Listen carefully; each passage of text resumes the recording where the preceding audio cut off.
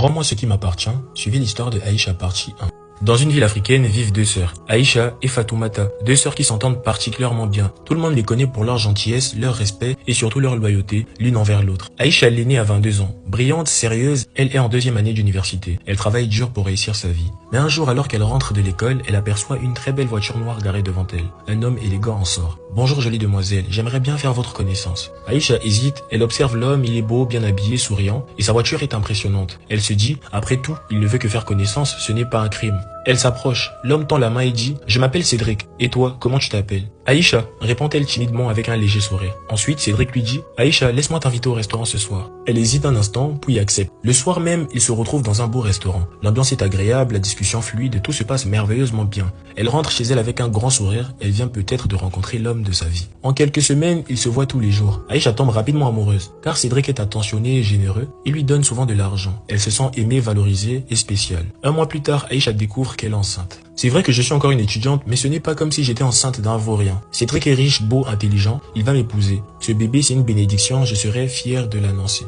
Pour elle, tout semble sous contrôle. Quelques jours avant, Cédric lui a même montré une grande maison qu'il prétend être la sienne. C'est ici que tu viendras vivre avec moi, dit-il. Mais seulement si tu prouves que tu m'aimes vraiment. J'héberge mes parents, donc tu ne peux pas encore rentrer pour l'instant. Aïcha, amoureuse, comprend totalement la situation, elle ne pose pas trop de questions. Après avoir appris sa grossesse, Aïcha tente de l'appeler. Mais le téléphone ne sonne même pas. Très rapidement, son sourire disparaît. Elle insiste, mais ça ne passe toujours pas. Elle ne va plus jamais réussir à le joindre. Inquiète, elle décide une semaine plus tard d'aller elle-même à cette fameuse maison. Arrivée devant le portail, elle sonne. Un gardien apparaît. « Bonjour, je suis venu voir mon petit ami, votre patron. » Le gardien la regarde surpris. « Votre petit ami, madame ? Mon patron est marié depuis 25 ans. » Aïcha répond. « Marié, vous dites ? Mais il a à peine 28 ans. Vous voulez me dire qu'il s'est marié à 3 ans ?» Le gardien la fixe un instant puis éclate de rire. « Madame, je crois qu'il y a un malentendu. Mon patron a 60 ans. Montrez-moi une photo de votre petit ami. C'est sûr que vous vous trompez. » Elle sort son téléphone, montre la photo. Le gardien la regarde et sourit tristement. Lui, ce n'est pas le patron, c'est l'ancien chauffeur. Il s'appelle bien Cédric. Mais il a été renvoyé il y a une semaine, après que le patron ait découvert qu'il ait mis 3 femmes enceintes en se servant de ses voitures. Sur le moment, Aïcha s'effondre. Elle se sent trahie et humiliée. « Qu'est-ce que je vais devenir ?» dit-elle. « Mon bébé n'aura pas de père. Cédric, tu m'as détruite. » Elle rentre chez elle bouleversée, le téléphone en main, espérant un appel de Cédric lui disant que c'est qu'une blague.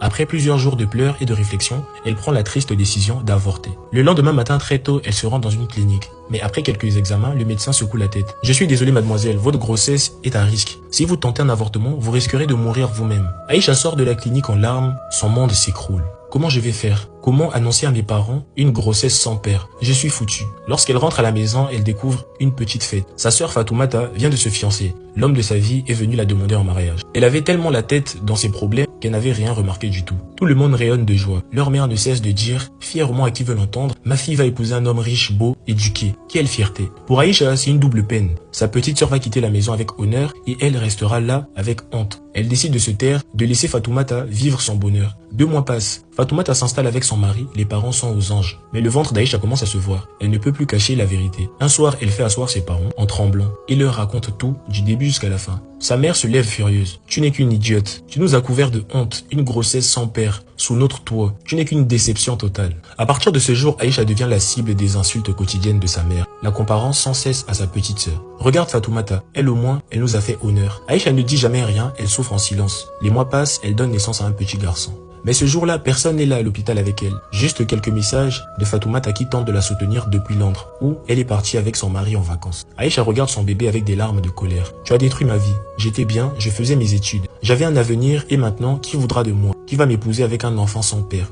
Elle est ce pauvre bébé du plus profond de son cœur. Et c'est là qu'elle décide d'abandonner son fils. Elle quitte l'hôpital en pleine nuit, mais au lieu de rentrer directement chez elle, elle fait un détour. Elle se rend devant un orphelinat, elle sonne, dépose son fils au sol et s'enfuit en courant, sans jamais se retourner. De retour chez elle, elle annonce à ses parents que son bébé est mort à l'accouchement. Sa mère répond froidement comme à son habitude, « Eh bien, un problème de moins. Tu ferais mieux de te trouver un mari et de quitter ma maison. » Du côté de Fatoumata, elle rentre enfin au pays, mais un autre drame se joue en silence. Cela fait 1 an qu'elle essaie d'avoir un enfant, mais rien, ça ne marche pas. Son mari décide de faire des examens, les résultats tombent, Fatoumata est stérile. Elle s'effondre, c'est fini, elle pense que son mari va la quitter. Mais Marcel, son époux, la prend dans ses bras et lui dit « On s'est mariés pour le meilleur et pour le pire, on adoptera un enfant s'il le faut. » Ami n'a pas d'autre choix, elle accepte. Et dès le lendemain matin, le couple se rend dans un orphelinat. Arrivé à l'orphelinat, le couple croise le regard d'un petit garçon de 6 mois, qui leur sourit tendrement. Fatoumata se sent immédiatement attachée. « C'est lui que je veux, dit-elle à son mari. Marcel approuve Il commence les démarches. Avant de partir, Marcel demande à la directrice: est-ce que vous connaissez l'histoire de ce bébé? On l'a retrouvé à la porte de l'orphelinat en pleine nuit, à précisément 6 mois. On pense que ses parents n'en voulaient pas. Vous pouvez désormais partir, cet enfant vous appartient.